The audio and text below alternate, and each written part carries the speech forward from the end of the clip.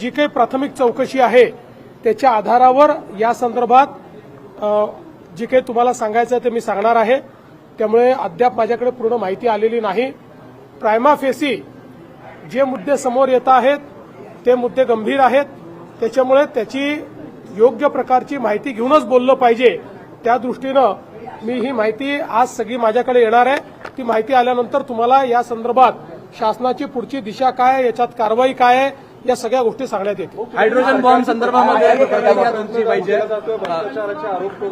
असं आहे, पहिली गोष्ट अशी आहे की या संदर्भात उपमुख्यमंत्री ही अशा कुठल्या प्रकाराला पाठीशी घालतील असं माझं मत नाही। कारण या संदर्भात आमच्या सरकारचं एकमत आहे, कुठेही अनियमितता झाली असेल तर त्याच्यावर कारवाई झालीच पाहिजे या मताचे आम्ही आहोत। त्यामुळे निश्चितपणे अनियमितता आहे की नाही हे पडताळून पाहिलं जाईल। अनियमितता असेल तर त्याच्यावर अतिशय कडक कारवाई ही केलीच जाईल।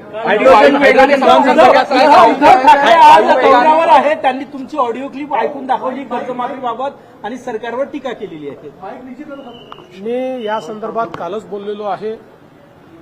उद्धव ठाकरे हे बाहेर पडले याचा मला आनंद आहे।